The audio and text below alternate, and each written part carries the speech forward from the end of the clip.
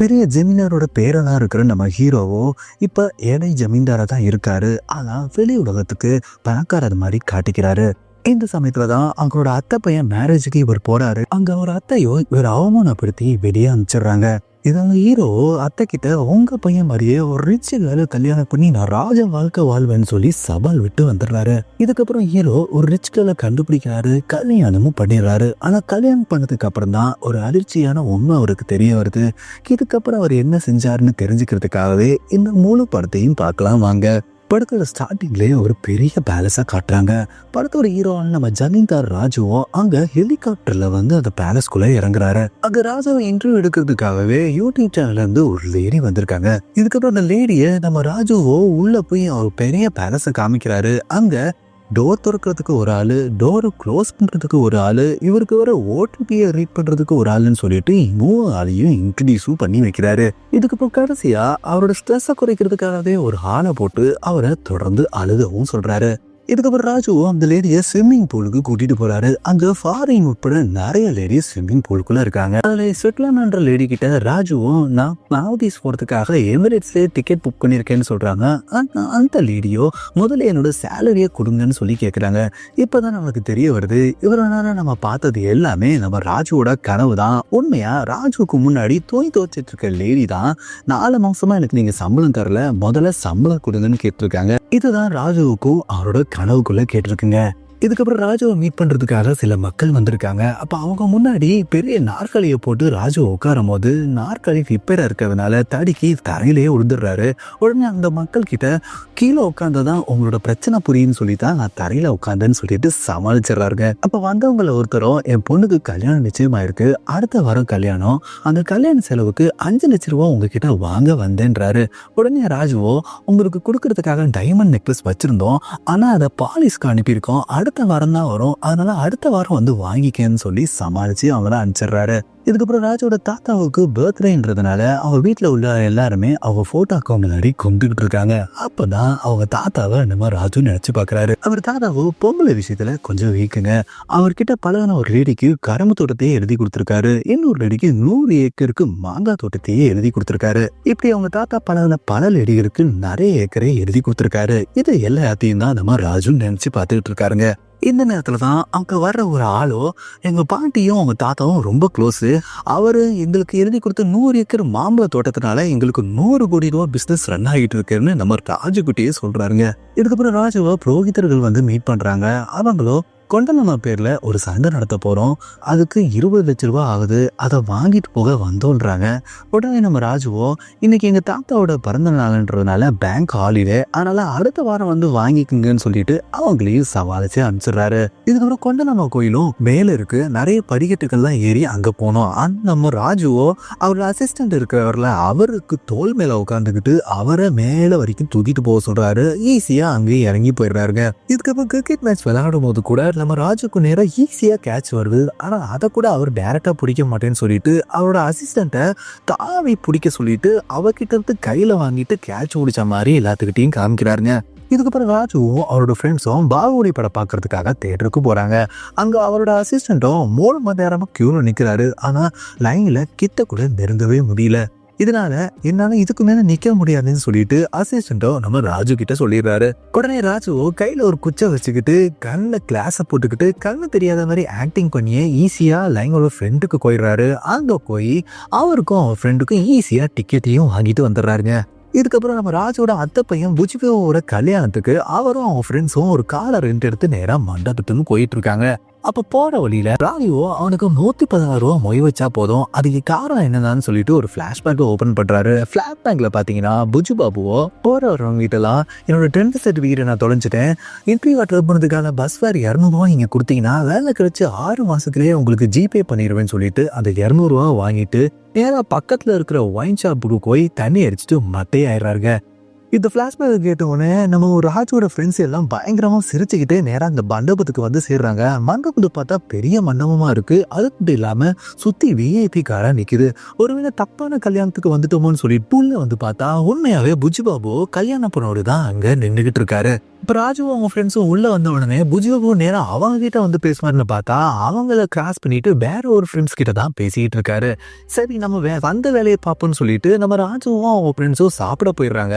அங்க வர அங்க அத்தையோ இது விஐபி கல்யாணம் ஓசி சோறு திங்க வந்தவங்களாம் வெளியே அனுப்புன்னு சொல்லிட்டு நம்ம ராஜுவையும் அவங்க ஃப்ரெண்ட்ஸையும் கேவலமா வெளியே அனுப்புறாங்க. அப்ப ராஜுவும் அங்கிருந்து கிளம்புறதுக்கு முன்னாடி அவங்க அத்தை கிட்ட உங்க பையனோட நல்ல ரிச் கேலா நிச்சயம் பண்ணிட்டு பத்திரிக்கை உங்களுக்கு வைப்பேன்னு சொல்லிட்டு சவால் விட்டுட்டு அங்கிருந்து அவங்க ஃப்ரெண்ட்ஸோட கிளம்புறாருங்க. இதுக்கப்புறம் ராஜுவோ நிறைய சொத்துக்கள் இருக்கிற ஒரு பொண்ணை தேடிட்டு இருக்காரு. அப்ப புரோக்கரோ ஒரு பொண்ணு இருக்கு, ஆனா ஒரு சின்ன பிரச்சனைன்னு சொல்லிட்டு அந்த பொண்ணு வீட்டுக்கு கூட்டு போறாரு.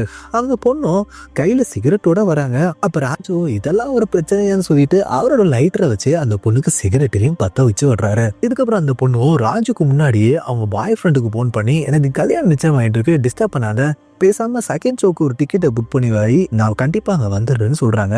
இதை கேட்டுட்டு ராஜுவோ நம்ம முன்னாடியே எக்ஸ் கிட்ட தைரியமா பேசுறாங்க, ரொம்ப ஓப்பன் டைப்பா இருக்காங்க, எனக்கு ரொம்ப பிடிச்சிருக்கு, இதெல்லாம் ஒரு பிரச்சனையே இல்லைன்னு சொல்லிட்டு சம்மதத்தை முடிங்கன்னு சொல்றாங்க. அப்ப புரோக்கரோ கொண்டலமா திருவிழா முடிஞ்ச உடனே நம்ம முகூர்த்த டேட்டை ஃபிக்ஸ் பண்ணிக்கலாம்னு சொல்லிட்டு அங்கிருந்து கிளம்புறாருங்க.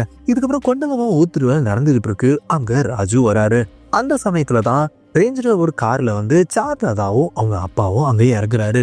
அப்ப பக்கத்துல இருக்கிற ஒருத்தர் அவங்க கிட்ட பிச்சை கேட்ட உடனே சார்லதாவோ அவங்க இடுப்புல போட்டிருக்க 2 கிலோ வெயிட் இருக்கிற தங்க ஒட்டியானத்தை கழட்டி உடனே அந்த ஆள் கிட்ட கொடுத்துறாரு. இதை பார்த்த உடனே ராஜுவோ இவங்க பெரிய அம்பானி ஃபேமிலியா இருக்கணும் முடிவு பண்ணிடுவாரு. உடனே ராஜுவும் அவங்க கிட்ட தானும் பணக்காரன்னு காமிக்கிறதுக்காகவே அங்க வர லேடிஸ்க்கு எல்லாமே சாரியை அவர் கையாலேயே டிஸ்ட்ரிபியூட் பண்ற மாதிரி ஒரு சீனா போடுறாரு. இதுக்கப்புறம் சார்லதாவும் அவங்க அப்பாவும் படிக்கட்டெல்லாம் ஏறி நேரம் மேல இருக்க கோயிலுக்கு போயிட்டு இருக்காங்க. இதை பார்த்த உடனே ராஜுவும் முறையா அவரோட அசிஸ்டன்டோட ஹெல்ப்பே இல்லாம இவனும் படிக்கட்டெல்லாம் ஏறி நேரம் மேல கோயிலுக்கு போய் சேர்றாருங்க. மேல வர ராஜுவோ அங்க சார்லதா அப்பாவோ கரெக்டா நம்ம புரோகிதர்கிட்ட என் பொண்ணுக்கு நல்லபடி கல்யாணம் நடக்கணும்னு வேண்டிக்கிறதுக்காக தான் வந்திருக்கேன்னு சொல்றதை இவர் கேட்டுறாருங்க. உடனே அவரும் அங்க வந்து சாமி கும்பிட்டுட்டு அவர் 2 பேர் கண்ண முன்னாடியே ஒண்டியலுக்குள்ள ஒரு பெரிய நோட்டுக்கட்டை உள்ள சொருவதுக்கு ட்ரை பண்றாரு. ஆனா வாய் சின்னதா இருக்கிறதுனால உள்ள போக மாட்டேங்குது. இதை பார்த்துட்டு புரோகிதரோ பேசாம தட்டுல போட்டுருங்களேன்னு சொல்லி கேட்கிறாரு. அப்ப ராஜுவோ செவுத்த காணிக்க ஒண்டியில தான் போடுன்னு போட்டிருக்கு, உங்களுக்கு வேணும்னா அடுத்த வாரம் வீட்டுக்கு வாங்க அவங்க கையிலேயே கொடுக்குறேன்னு சொல்லிட்டு நைஸா சமாளிச்சு மறுபடியும் அந்த நோட்டுக்கட்டை அவர் பாக்கெட்டுக்குள்ளேயே வச்சிடறாருங்க. இதுக்கு நம்ம புரோக்கரை சந்திக்கிற ராஜுவோ நீங்க ஏற்கனவே பார்த்த பொண்ணு நான் கல்யாணம் பண்ணானா அவன் தேட்டர்ல எக்ஸோட கொஞ்சிட்டு இருப்பான், நான் நடுவுல தான் உட்காரணும், அதனால அதை கேன்சல் பண்ணிடுங்க, எப்படி நீங்க சார்லோதா சம்பந்தத்தை மிஸ் பண்ணிக்கன்னு சொல்லி அவர்கிட்ட கேட்கிறாரு. அவரோ அவங்க அப்பா பூபதி ராஜாவோ ஏற்கனவே வில்லேஜ் பிரசிடென்டா இருக்கிற அவங்க பையன் எரிபாபுவோட சம்பந்தம் பேசுறதுக்கு முடிவு பண்ணியிருக்காங்க. சார்லதாவோட பழகு முடிஞ்ச உடனே அவங்க நிச்சயம் பண்ணிடுவாருன்றாரு. இந்த கேப்ல நான் எப்படியாவது சார்லதா லைஃப்ல என்ட்ரி ஆயிட்டோம்னு சொல்லிட்டு ராஜுவோ ஆபரேஷன் சார்லதாவை ஸ்டார்ட் பண்றாரு. அதுபடி ராஜுவோட ஃப்ரெண்ட்ஸோ சார்லத்துக்கு எதெல்லாம் பிடிக்குன்னு சொல்லிட்டு சர்ச் பண்ணி பார்த்ததுல சார்லதாவுக்கு அவங்களோட நாய் கங்காதரை ரொம்ப பிடிக்கும், அதே மாதிரி அவங்களுக்கு கோவா போகிறதுக்கு பிடிக்கும். அதுக்கு அவங்க அப்பா கிட்ட கூட பர்மிஷன் கேட்டிருக்காங்க. ஆனா அவங்க அப்பாவோ கல்யாணம் பண்ணி புருஷன் கூட போட சொல்லியிருக்காங்க. இதுக்கப்புறம் அவங்களுக்கு கொரியன் சீன் பிடிக்கும். அதுக்கப்புறம் அவங்களோட ரூம் ஃபுல்லாகவே பிராண்டட் பேக்ஸும் ட்ரெஸ்ஸஸ் மட்டும்தான் இருக்குதுன்னு கண்டுபிடிக்கிறாங்க. இதுக்கப்புறம் ஆப்ரேஷன் சார்லதா ஸ்டேஜ் ஒன்று ஆரம்பிக்கிறாங்க. அதாவது நம்ம சார்லதா ஜாகிங் பண்ணுற ஏரியாவுக்கு பக்கத்துலேயே ஒரு தெப்ப குளம் இருக்குதுங்க. அங்கே நம்ம ராஜு வந்துட்டு அந்த நாய் ஒன்று உள்ளே உளுந்த மாதிரியும் அதை காப்பாற்றுற மாதிரியும் ஒரு ஆக்டிங்கை போடுறதுக்காக ஒரு நாயை எடுத்து வச்சுக்கிறாரு. நாய் தண்ணிக்குள்ளே உழுந்து நனைஞ்ச மாதிரி அதையும் நினச்சிக்கிறாரு லைட்டாக. அதே மாதிரி இவரும் தண்ணிக்குள்ளே இருந்து காப்பாற்றுற மாதிரி அவங்க ஆட்கள் மூலமாகவே தண்ணி லைட்டாக அடிச்சுட்டு நனைஞ்ச மாதிரி நின்றுட்டு இருக்காருங்க. கரெக்டாக அங்கே சார்லதா கிட்ட வந்த உடனே அவங்களோட செட்டப் பண்ண பேக்ரவுண்ட் ஆர்டிஸ்டோ எங்கள் நாய் இன்னும் உளுந்துருச்சுன்னு சொல்லிட்டு நேராக தெப்ப குளத்துக்கிட்ட நேராக ஆட்களை கூட்டிகிட்டு வராங்க.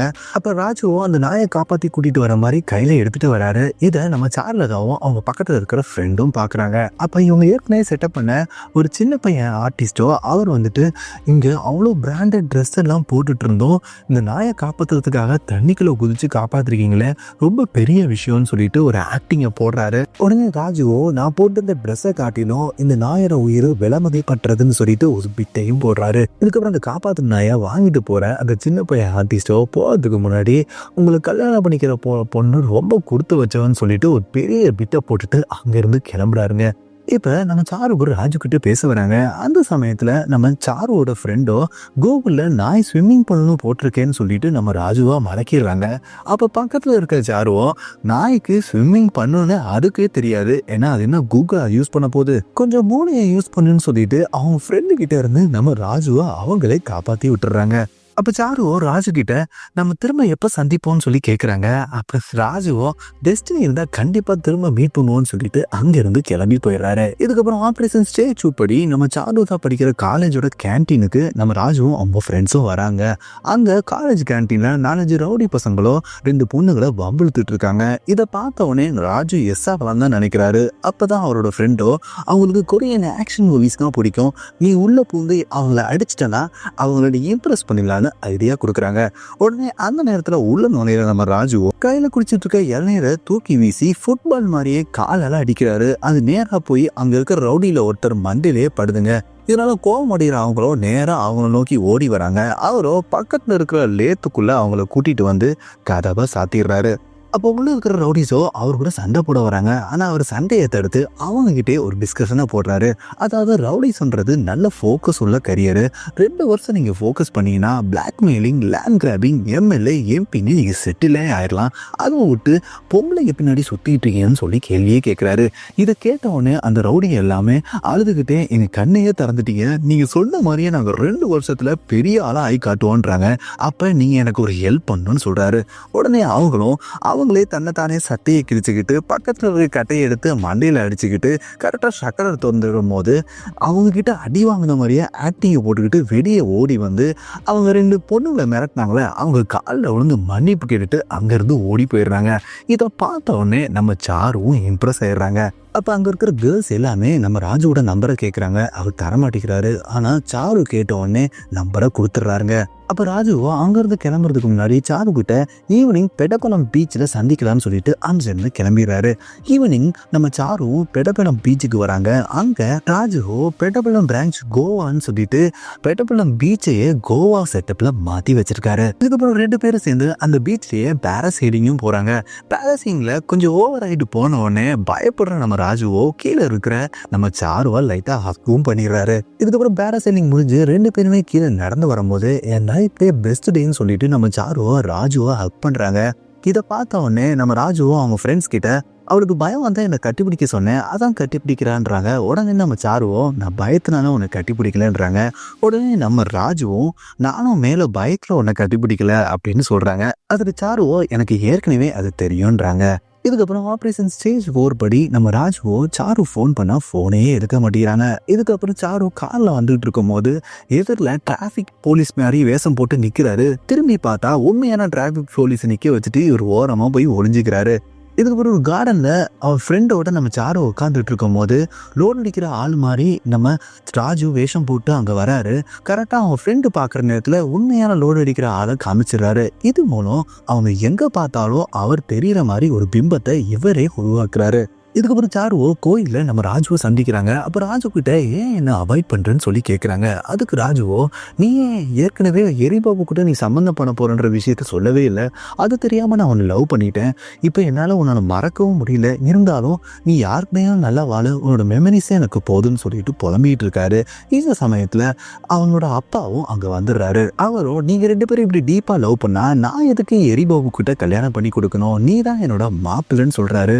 உடனே இதை சொல்றதுக்காக தான் நானும் உங்ககிட்ட ஃபோன் பண்ணதா சொல்றாங்க. இதுக்கப்புறம் ராஜுவோ காஸ்ட்லியான பத்திரிக்கையை அவங்க அத்தைக்கு முதல்ல கொடுக்குறாங்க. இதுக்கப்புறம் அவங்களுக்கும் நம்ம சாருக்கும் தடபுடலாம் நல்லபடி கல்யாணம் நடந்து முடியுதுங்க. கல்யாணம் முடிஞ்ச உடனே நம்ம ராஜுவோ ஃபர்ஸ்ட் நைட் ரூம்குள்ளே போறாரு. ஆனால் அங்கே ஏற்கனவே சாருவோ ரொம்ப டயர்டாக தூங்கிட்டு இருக்காங்க. அப்பதான் ஒரு ஃப்ரெண்டோ மாமனார் இந்த லெட்டரை உங்ககிட்ட கொடுக்க சொன்னாருன்னு சொல்லிட்டு ஒரு வெண்குழப்ப கொடுக்குறாரு.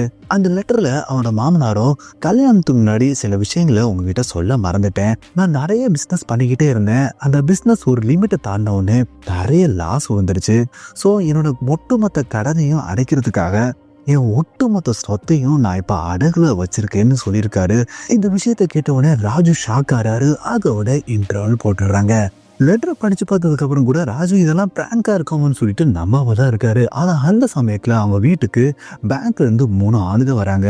உங்க மாமனாரோ அவரோட சொத்தை எல்லாத்தையுமே அடகு வச்சு லோன் வாங்கியிருக்காரு. 2 வருஷமா எதுவுமே கட்டல. ஆனா அவரோட மருமகன் இதெல்லாம் செட்டில் பண்ணிடுவாருன்னு சொல்லிட்டு பவர் ஆஃப் அட்டர்னில மருமகனோட சைனையும் வாங்கி கொடுத்துருக்காருன்னு சொல்லிட்டு அதை அவங்க கிட்ட நீட்டுறாங்க. அப்பதான் பிளாஷ்பேக்ல என்னோட ரெஸ்பான்சிபிலிட்டி எல்லாத்தையுமே உங்ககிட்ட ஒப்படைக்கிறேன், அதனால இந்த பவர் ஆஃப் அட்டர்னில கையெழுத்து போடுங்கன்னு சொல்லிட்டு மாமனாரே நம்ம ராஜு கிட்ட கையெழுத்து வாங்கியிருக்காரு. அது அவருக்கு ஞாபகம் வருதுங்க. இதுக்கப்புறம் ராஜுவோ அவங்க மாமனாருக்கு ஃபோன் பண்றாரு. ஃபோன் சுவிட்ச் ஆஃப்ல இருக்கு. அப்ப ராஜுவோ சாரு கிட்ட உங்க அப்பா எங்கன்னு சொல்லி கேட்க அவங்களோ எங்க அப்பா தீர்த்த யாத்திரைக்கு போயிருக்கதா சொல்றாங்க. இப்போ ராஜுவோ உங்க அப்பா பணக்காரர் இல்லையா அப்படின்னு சொல்லி கேட்க அவர் பணக்காரர் தான், ஆனால் கொஞ்சம் கடினம் இருக்கு, மற்ற விஷயங்கள் எல்லாமே ஒரு லெட்டர் எழுதி உங்ககிட்ட கொடுத்தாரு, அதை நீங்க படிக்கலையான்னு சொல்லி கேட்குறாங்க. இந்த நேரத்தில் எரிபாவும் அந்த வீட்டுக்கு வராரு. சாரு கிட்ட நம்ம ராஜுவும் அவங்க ஃப்ரெண்ட்ஸும் சேர்ந்து ஆப்ரேஷன் சாக்லேதான்ற பிளானை போட்டு தான் உன்னை அவளை லவ் பண்ண வச்சிருக்காங்கன்னு உண்மையே சொல்றாங்க. உடனே சாருவும் ராஜு கிட்ட நீங்க ஜமீன்தார் தானே, பெரிய பணக்காரங்க தான் சொல்லி கேட்கிறாரு. பணக்காரங்க தான், ஆனா எங்களுக்கு கொஞ்சம் ப்ராப்ளம் இருக்குன்னு சொல்றாங்க. இதை கேட்ட உடனே சாருவோ இது தெரியாம நானும் எங்க அப்பாவும் ஒன்றை தேடி வந்தோமேனு உளறிடுறாங்க. உடனே பிளாஷ்பேக்ல பாத்தீங்கன்னா கரெக்டா நம்ம சாருவோட அப்பாவோ ராஜு அங்க இருக்கிற பொம்பளைக்கெல்லாம் சாரியை கொடுக்கறத பார்த்துருப்பாரு. அதை பார்த்ததுக்கு அப்புறம் தான் அங்க இருக்கிறவங்க கிட்ட விசாரிக்கிறாரு. அப்பதான் இவர் பெரிய ஜமீன்தாரோட பேரன்னு அவங்களுக்கு தெரிய வருது. அப்ப சாரோட அப்பா பூபதி ராஜாவோ சாரு கிட்ட உடனே நம்ம ராஜுவோட குடும்பத்துக்கிட்ட கல்யாணம் பேசி இல்லாமான்னு சொல்லி கேட்கறாங்க. அதுக்கு சாருவோ முதல்ல நான் அவர் கூட பழகினதுக்கு அப்புறம் நம்ம பேசிக்கலாம்னு சொல்லியிருக்காங்க. இதுக்கப்புறம் தான் சாரு ராஜு கிட்ட பழகியிருக்காங்க. அப்புறம் ராஜு ஃபோன் எடுக்காததுனால இந்த விஷயத்த அவங்க அப்பா கிட்ட சொன்ன உடனே அந்த பையனுக்கு ஹை டிமாண்ட் இருக்கு, உடனே நம்ம பிடிச்சாகணும்னு சொல்லிட்டு சாரோட அப்பா பூபதி ராஜா தான் சாருவை நேரா கோயிலுக்கு கூட்டிட்டு வந்து ராஜு கிட்ட பேசி இந்த கல்யாணத்தையே முடிச்சு வச்சிருக்காரு. இங்க ராஜுவும் ஆபரேஷன் சாருலதா மூலமா அவங்கள லவ் பண்ணாங்க. இங்க ஆபரேஷன் ராஜு மூலமா இங்க ராஜுவை கல்யாணமே பண்ணிட்டாங்க. அப்போ எரிபாவோ பேங்க் ஆளுங்கிட்ட 2 மாசத்துல இவங்க இந்த கடனை செட்டில் பண்ணலாம் என்ன ஆகும்னு சொல்லி கேட்குறாங்க. இந்த வீட்டை ஜப்தி பண்ணி அவங்கள வெளியே அனுப்பிச்சிருவோன்னு சொல்றாங்க. இதை கேட்டவொடனே எரிபாபு சந்தோஷமா அங்கிருந்து கிளம்பி போயிடுறாரு. பேங்க் ஆளுங்க உங்களுக்கு 2 மாசம் டைம் இருக்குன்னு சொல்லிட்டு அங்கிருந்து கிளம்பி போயிடுறாங்க. அப்ப ராஜுவோ சாரு கிட்ட என் கண்ணு முன்னாடியே ஒரு பிச்சைக்காரனுக்கு 2 கிலோ தங்க ஒட்டயத்தை கழட்டி கொடுத்தீங்களே அது எப்படின்னு சொல்லி கேட்கிறாரு. அதுக்கு சாருவோ அவங்ககிட்ட ஏற்கனவே நாங்க கடன் வாங்கினவங்க தான், கடனை திருப்பி கொடுக்கலாம்னா அங்கிருந்து நகர மாட்டேன்னு சொன்னாரு. உடனே தான் எங்கள் அப்பா அதை கழட்டி கொடுக்க சொன்னாங்க, நானும் அதை கழட்டி கொடுத்தேன்னு சொல்கிறாங்க. இதுக்கப்புறம் டீ கடையில் அவங்க ஃப்ரெண்ட்ஸை மீட் பண்ணுற ராஜுவோ முதல்ல இந்த கடன் அடைக்கிறதுக்கு ஏதாவது ஐடியா கொடுங்கன்னு சொல்லி பேசிகிட்டு இருக்காரு. அந்த சமயத்தில் அங்கே வர எரிபாபுவோ அவன் என்ன கல்யாணம் பண்ணியிருந்தா கூட இன்னும் 2 மாதத்தில் வில்லேஜ் பிரசிடென்ட் ஒய்ஃப்னு பெருமையாக சொல்லிக்கலாம், உன்னை கல்யாணம் பண்ணிக்கிறதுனால ரொம்ப கஷ்டப்படுறான், இன்னும் 2 மாதத்தில் உன்னை வீட்டை விட்டு வெளியே துரத்திடுவாங்க, அதுக்கப்புறம் நானே பர்சனலாகவே உன்னை இந்த ஊரை விட்டு துரத்துறேன்னு சொல்லிட்டு அங்கேருந்து கிளம்பி போயிடுறாரு. இதுக்கப்புறம் எரிபாபுவோ வில்லேஜ் பிரசிடென்ட் எலெக்ஷன் நிற்கிறதுக்காக நாமினேஷன் பண்ணுறாரு. அப்போ அவங்களுக்கு எதிராக நாமினேஷன் பண்ண வராரு நம்ம ராஜு. அப்போ எரிபாபு கிட்ட ராஜுவோ நான் மட்டும் இந்த எலெக்ஷனில் நின்று ஜெயிச்சிட்டேன்னா இதில் சம்பாதிக்கிற பிளாக் மணியை வச்சு என்னோட கடனை அடைச்சிருவேன், சப்போஸ் நான் வில்லேஜ் பிரசிடென்ட் ஆகிட்டேன்னா என்னை எப்படி நீ இந்த ஊரை விட்டு துரத்த போறேன்னு சொல்லிட்டு அவர் நாமினேஷன் போய் பண்ணுறார். அப்போ அவங்க ராஜு கிட்ட செக்யூரிட்டி டெபாசிட் கேட்குறாங்க. இதை கேட்ட உடனே ஏகிட்டே லெஞ்சம் கேட்குறியா, உடனே அவங்க ஃப்ரெண்ட்ஸ் மூலமாக இதை வீடியோ எடுன்னு சொல்லி சொல்கிறாரு. இதை கேட்குற எரிபாபு செக்யூரிட்டி டெபாசிட்னாலே என்னன்னு தெரியல, இவன்லாம் எலெக்ஷன்ல என்ன ஜெயிக்க போறான்னு சிரிச்சுக்கிட்டே அங்கிருந்து கிளம்பி போயிடுறாருங்க.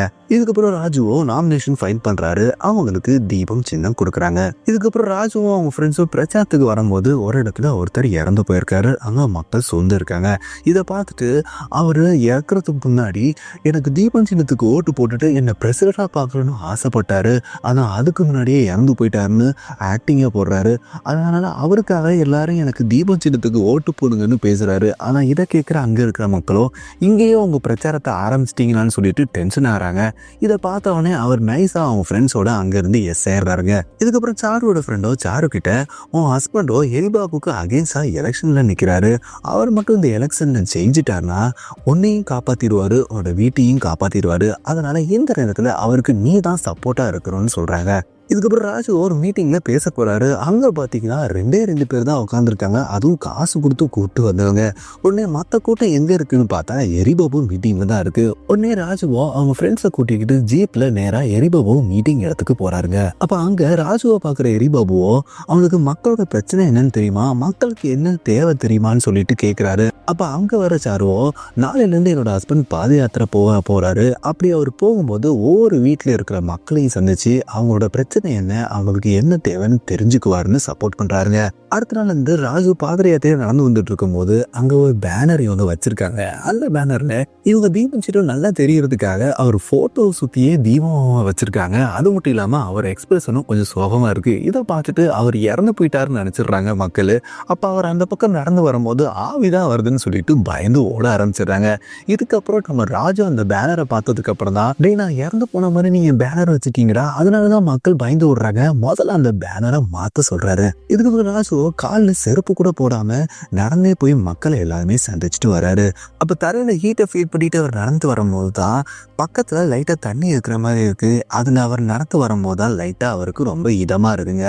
கடைசியில பாத்தீங்கன்னா அது ட்ரைனேஜ்ல இருந்து வெளியே லீக் ஆகிற தண்ணி, அந்த தண்ணி தான் வீசிட்டு வர்றது தெரிஞ்ச உடனே அதை காலில் விரியக்கூடாதுன்னு சொல்லிட்டு குதிச்சு ஓடி வராருங்க. இதுக்கப்புறம் ராஜுவோ அந்த சின்ன பையன் ஆர்டிஸ்ட் இருக்காங்க, அவருக்கு சோறு ஊட்டி விடுற மாதிரி வீடியோ எடுக்கிறதுக்காக அவங்க ஃப்ரெண்ட்ஸ் கிட்ட சொல்றாரு. ஆனா அவரும் அதுக்கு 20,000 ரூபாய் கேட்குறாங்க. அதுக்கு காரணம் என்ன பார்த்தீங்கன்னா, ஏற்கனவே எரிபாபுவோ அவர் 2 கணத்துல முத்தம் கொடுக்கறதுக்காகவே அவ்வளோ பணத்தை அவர் கொடுத்துருக்காரு. அந்த வீடியோவும் வைரல் ஆச்சா. அதனால இப்போ நீங்கள் 20,000 ரூபாய் கொடுத்தாதான் இதுக்கு நான் ஹேக் பண்ண முடியும்னு சொல்லிடுறாரு. இதனால ராஜுவும் 20,000 ரூபாய் கொடுக்குறாரு. அவனும் இவருக்கு சோறு ஊட்டி விடுற மாதிரி நடிச்சு வீடியோவும் எடுத்துடுறாருங்க. இதுக்கப்புறம் இந்த ஆர்டிஸ்ட் பையனும் சின்ன பசங்க கூட விளையாண்டுட்டு இருக்காரு. இதை பார்க்குற ராஜுவோ இந்த சமயத்தில் விளையாடக்கூடாது, முதல்ல ஸ்கூலுக்கு போகணும், அதனால நானே அந்த பையனை தூக்கிக்கிட்டே போய் ஸ்கூலுக்கு விடுறேன், வீடியோ எடுக்கிறான்னு சொல்லிட்டு நேராக அந்த பையனை தூக்கிக்கிட்டே ஸ்கூலுக்கு போயிட்டு இருக்காரு. போறாரு தூரம் போயிட்டே இருக்கு தவிர ஸ்கூல் வரவே மாட்டேங்குது. கடைசியில் ஒரு வழியாக ரொம்ப தூரம் நடந்து போய் ஸ்கூலில் கொண்டு போய் விடுறாருங்க. ஆனால் இன்னைக்கு ஹாலிடேன்றதுனால ஸ்கூல் கூட்டியிருக்கு. அப்போ இதை ஏங்க முன்னாடியே சொல்லுன்னு அந்த ஆர்டிஸ்ட் பையன்கிட்ட கேட்க, நான் ஏற்கனவே சொன்னேன் நீங்கள் தான் கவனிக்கலன்றாரு. உடனே ஒரு டைலாக வந்திருக்கிறதுனால அங்கே இருக்கிறவரோ ஒரு ஜூஸை கொடுக்குறாரு. ஜூஸை குடித்தவொடனே உடனே அவருக்கு வாமிட் வந்துருக்கு. இதுக்கப்புறம் ராஜு கிராமத்தில் இருக்கிற ஆஸ்பத்திரிக்கு போகிறாரு. அங்கே டாக்டரை பார்த்தீங்கன்னா ஒரு மாட்டுக்கூட குண்டியில் தெர்மாமீட்டரை வச்சு டெம்பரேச்சரை செக் பண்ணிட்டு இருக்காரு. உடனே நம்ம ஏதோ மாற்றி ஆஸ்பத்திரிக்கு வந்துட்டோம் போலன்னு நினைக்கிறேன். ஆனால் அந்த டாக்டரோ மாட்டுக்கு வைத்தியம் பார்க்குறது நான் தான், இங்கே மனுஷங்களுக்கு வைத்தியம் பார்க்குறது நான் தான் சொல்லிட்டு அந்த மாட்டுக்கு வச்ச தெர்மாமீட்டரே எடுத்து நம்ம ராஜுவோட வாயில் வைக்கிறாரு. உடனே அவர் மறுபடியும் வாமிட் பண்ணிடுறாருங்க. இதுக்கப்புறம் ராஜு வீட்டுக்கு வந்ததுக்கப்புறம் காலில் நிறைய காயங்கள் இருக்கிறதுனால அவங்க ஒய்ஃபோ அவங்களுக்கு ஆயின்மெண்ட் போட்டு விட்டுட்ருக்காங்க. அப்போ டாக்டர் என்ன சொன்னாங்கன்னு சொல்லிட்டு நம்ம சாருவோ ராஜுக்கிட்ட கேட்க, ராஜுவோ டாக்டர் தினமும் காயங்களுக்கு ஆயின்மெண்ட் போட சொன்னார். அப்படியே ஒரு நாளைக்கு 2 தடவை முத்தம் கொடுத்தா பெயின் குறைஞ்சிரும்னு சொன்னாருன்றாரு. உடனே சாருவோ டாக்டர் சொன்னால் கண்டிப்பாக செஞ்சாகணும்னு சொல்லிட்டு இவங்களும் நம்ம ராஜுக்கு முத்தம் கொடுக்க போகிறாங்க. அந்த சமயத்தில் நம்ம ராஜுவோட அசிஸ்டன்ட் உள்ளே வந்துடுறாரு. அதனால் இவங்களும் ஒன்றும் பண்ணாமல் விட்டுறாங்க. இதுக்கு ஒரு நாள் சாரு கிட்ட இங்கே ப்ராப்பராக ரோடு கிடையாது, ட்ரைனேஜ் கிடையாது, ஸ்கூலில் டீச்சர் கிடையாது, ஹாஸ்பிட்டலில் சரியான டாக்டர்ஸ் கிடையாது, ஆனால் இதை மக்கள் எதுவுமே கேட்கவே இல்லையேன்னு சொல்லி கேட்குறாங்க. அதுக்கு சாருவோ அவங்களுக்கு அதுக்கெல்லாம் எதுக்கு நேரம் இருக்குது, அவங்க ரீல்ஸை பார்க்குறதுலேயே நேரத்தை செலவிடுறாங்கன்னு சொல்கிறாங்க. அப்போ நம்ம ரீல்ஸ் மூலமாகவே நம்மளோட ப்ராப்ளத்தை சொன்னால் என்னன்னு சொல்லிட்டு இதுக்கப்புறம் ராஜுவோ ரோடு எங்கடா, ட்ரைனேஜ் எங்கடா, இந்த ஸ்கூலில் டீச்சர்ஸ் எங்கடா, இந்த ஹாஸ்பிட்டலில் டாக்டர் எங்கடான்னு சொல்லிட்டு டான்ஸ் ஆடிக்கிட்டே பாட்டு பாடிக்கிட்டே ஒரு ரீலை போட்டு விடுறாரு. அந்த ரீலோ பயங்கரமாக வைரல் ஆயிடுதுங்க. இந்த ரீல் மூலமாக மக்கள்கிட்ட நல்லா ரீச் ஆகி எரிவாயு கூடுற மக்கள் எல்லாமே இவர் பக்கம் வந்து விற்க ஆரம்பிச்சிடுறாங்க. இந்த ரீல் வைரல் ஆனதுனால டிவி சேனல்ல இருந்தே ராஜுவை பேட்டி எடுக்க வராங்க. அவங்க கிட்டையும் இங்க இருக்கிற பிரச்சனைகள் எல்லாம் தீர்ற வரைக்கும் நாங்க இந்த போராட்டத்தை நிறுத்த மாட்டோம்னு பயங்கரமா அவர் ஸ்பீச் கொடுக்குறாருங்க. டிவியில இந்த வீடியோக்குள்ளலாம் பாக்குற சிஎம்ஓ நம்ம எரிபாபுவோட அப்பாவுக்கு ஃபோன் பண்ணி எலெக்ஷனுக்கு முன்னாடி இங்க இருக்கிற பிரச்சனைகள் எல்லாத்தையும் சரி பண்ணி ஆகணும், கண்டிப்பா உங்க ஏரியால நம்ம ஜெயிச்சாகணும்னு சொல்லிடுறாருங்க. ஏன்னா அடுத்த நாள் எரிபாபுவோட அப்பாவோ அந்த வீட்டில் ரோட்டை சரி பண்ணுறாரு, ட்ரைனேஜை சரி பண்ணுறாரு, ஸ்கூலில் டீச்சர்ஸ் அப்பாயிண்ட் பண்ணுறாரு, ஹாஸ்பிட்டலில் டாக்டர்ஸையும் போட்டுடுறாருங்க. இதெல்லாம் பார்க்குற மக்கள் எல்லாருமே நம்ம ராஜுவை சந்தித்து உங்களால் தான் இங்கே இருக்கிற டெவலப்மெண்ட் எல்லாமே வந்திருக்கு, அதனால எங்களோட எல்லா ரோட்டும் உங்களுக்கு தான்னு சொல்லிடுறாங்க. இதுக்கப்புறம் எரிபாபாவோட அப்பாவோ நம்ம ராஜு அவரோட வீட்டுக்கு கூப்பிட்டு, நீங்கள் இந்த பிரச்சாரத்தை நிறுத்திங்கன்னா உங்களுக்கு 20 கோடி ரூபா தர்றேன், அதுக்கு பதிலாக நாங்கள் சொன்ன மாதிரி நீங்கள் ஒரு வீடியோ எங்களுக்கு ரெடி பண்ணி தரணுன்றாரு. அது மட்டும் இல்லாமல் நான் கொடுக்குற பணத்தை வச்சு உன்னோட கடன்லாம் அடிச்சிட்டு நீ நிம்மதியாக வாழலான்றாரு. ராஜுவும் வேற வழி இல்லாமல் அதுக்கு ஒத்துக்கிறாருங்க. அப்போ எரிபாபா அப்பாவோட பிஏஓ இவர் கேட்டுக்கு நம்ம 20 கோடி ரூபா தரணும் அப்படின்னு சொல்லி கேட்குறாரு. அதுக்கு டெல்லியிலேருந்து ஒரு கால் வந்துச்சு. இங்கே ஹைவே வரப்போகிறதாகவும் இங்கே அதுக்காக 3000 கோடி அவங்க இன்வெஸ்ட் பண்ண போகிறதாகவும் சொல்லியிருக்காங்க. 3000 கோடிக்கு முன்னாடி 20 கோடி சில்லற காசு தான், நம்ம இந்த எலெக்ஷனில் ஜெயிச்சா மட்டும் போதும்னு சொல்கிறாரு. இதுக்கப்புறம் ராஜுவோ எரிபாபா அப்பா சொன்ன மாதிரியே ஒரு வீடியோ ரெடி பண்ணுறாருங்க. அந்த வீடியோவில் இங்கே இருக்கிற டெவலப்மெண்ட்ஸ் எல்லாமே எம்எல்ஏ தான் செஞ்சார், ஆனால் மக்களோ நான் தான் இங்கே செஞ்சேன்னு சொல்லிட்டு தப்பாக நினச்சிக்கிட்டு என்ன கொண்டாடிட்டு இருக்காங்க, மக்கள் ஒரு ஆட்டு மந்த மாதிரி தான்னு சொல்லிடுறாருங்க. அந்த வீடியோவை எரிபாபு அப்பாவுக்கு அனுப்பிச்சு விட்டுறாரு. எரிபாபுவும் அந்த வீடியோவை ஆன்லைனில் போஸ்ட் பண்ணிடுறாருங்க. இதுக்கப்புறம் வாங்கின அந்த 20 கோடியை சாரு கிட்ட நம்ம ராஜு காட்டுறாரு. இதுக்கப்புறம் அந்த பேங்க் ஸ்டாஃப்ஸை கூப்பிட்டு அந்த 20 கோடி ரூபாவை அவங்க கிட்ட கொடுத்து அந்த வீட்டோட டாக்குமெண்ட்ஸையும் வாங்குற மாதிரி நம்மளுக்கு காமிக்கிறாங்க. இதுக்கப்புறம் நம்ம ராஜுவோட வீடியோ பார்க்குற மக்கள் எல்லாம் அவருக்கு எதிராக ஆயிடுறாங்க. இந்த சமயத்தில் நம்ம எரிபாபுவோ அங்கே இருக்கிற எல்லா மக்களுக்கும் ஓட்டுக்கு காசு கொடுத்துக்கிட்டு இருக்காரு. இதுக்கப்புறம் எலெக்ஷன் நடக்குது, எல்லாரும் ஓட்டு போட வராங்க. அப்படியே நம்ம சாருவும் அவங்க ஹஸ்பண்டுக்காக ஓட்டு போட வராங்க. எலெக்ஷன் முடிஞ்சதுக்கப்புறம் ஓட்டு எண்ணிக்கையில் முதல் 2 ரவுண்டில் எரிபாபு தான் லீடிங்கில் இருக்காரு. உடனே இதை பார்த்துட்டு சாருவும் அவங்க ஃப்ரெண்டும் அங்கேருந்து கிளம்ப போக்குறாங்க. அப்போ அங்கே இருக்கிற ஒரு லேடியும் அவங்கள போக விடாமல் கையை பிடிக்கிறாங்க. ஃப்ளாஷ்பேக்கில் பார்த்தீங்கன்னா இந்த லேடியோட வீட்டுக்கு நம்ம ராஜு போயிருப்பாரு. அப்போ அவங்க ஹஸ்பண்ட் இறந்து போனதா அவங்க சொல்லியிருப்பாங்க. அதுக்கு காரணம் என்னன்னு சொல்லி ராஜு கேட்டதுக்கு, அவங்க 3 ஏக்கர் லேண்ட் வச்சுருந்தோம், எங்களுக்கு பண தேவைக்காக அதை அடகு வச்சு பணம் வாங்கியிருந்தோம், ஆனால் எங்களால் திருப்பி கட்ட முடியல, இதனால எங்கள் லேண்டையே அவங்க எடுத்துக்கிட்டாங்க. அது மட்டும் இல்லாமல் எங்களை சுற்றி ஒரு 30 ஏக்கர் லேண்டை மக்கள்கிட்ட இருந்து ஏமாத்தியே அதை வாங்கிட்டாங்க. அதோட அந்த ஏரியாவில் கேஸ் வரப்போகுது, ஆயில் வரப்போகுதுன்னு சொல்லிட்டு அந்த லேண்டோட வேல்யூவை க்ரோர் கணக்காகவும் ஏற்றிட்டாங்க. இதனால எங்களுக்கு சொந்தமான லேண்டே நாங்கள் இப்போ வேலை பார்த்துக்கிட்டு இருக்கோம். லேண்டை மீட்க முடியாத சோகத்தினால என்னோட ஹஸ்பண்டோ தூக்கு போட்டு இறந்தும் போயிட்டாரு. நீங்கள் மட்டும் வர எலெக்ஷனில் ஜெயிச்சு எங்களுக்கு சொந்தமான நிலத்தை மீட்டு கொடுத்தீங்கன்னா அந்த நிலத்துல நாங்கள் அமைதியாக வாழ்ந்துட்டு போயிடுவோன்றாங்க. இதுக்கப்புறம் சாருவை மீட் பண்ணுற ராஜுவோ அவங்க கிட்ட இந்த எலெக்ஷனில் ஜெயிச்சு அதில் கிடைக்கிற பிளாக் மணி மூலமாக நம்ம கடனை அடைச்சிடலாம்னு நினச்சா இந்த மக்களும் நான் ஜெயிச்சு அவங்களுக்கு ஏதாவது நல்லது பண்ணுவோன்னு முழுசாக நம்புகிறாங்க. அதனால் நிச்சயமாக அவங்களுக்கு நான் ஏதாவது செஞ்சேன் அப்படின்னு சொல்கிறாரு. இந்த சமயத்தில் தான் எரிபாபு ஒரு அப்பாவும் ராஜுக்கு 20 கோடி கொடுக்குறாரு. அதை இவர் வாங்கிக்கிறாரு. ஏற்கனவே அந்த மக்கள்கிட்ட இருந்து 30 ஏக்கர் லேண்டை ஆட்டு போட்டு அந்த லேண்டு வேலையோ ஏற்றி அந்த லேண்டு மூலமாக பல கோடி லோனை அந்த பேங்க் ஸ்டாஃப்ஸ் வாங்கி வச்சிருக்காங்க. இதனால ராஜுவோ அந்த பேங்க் ஆளுகளை கூப்பிட்டு அந்த 30 ஏக்கர் லேண்டு மேல இருக்கிற பல கோடி லோனை கிளியர் பண்ண சொல்லி இவர்கிட்ட இருந்த 20 கோடி ரூபாவை அந்த பேங்க் ஆளுகிட்ட கொடுக்குறாரு. அதுக்கப்புறம் அவங்க கிட்ட இருந்து அந்த 30 ஏக்கர் லேண்டுக்கான ஒரிஜினல் பத்திரங்களை எல்லாத்தையுமே வாங்கி அந்த பத்திரம் யார் யாருக்கெல்லாம் சொந்தமோ அந்த மக்கள்கிட்ட எல்லாத்துக்கிட்டையும் ஒப்படைச்சிடுறாருங்க.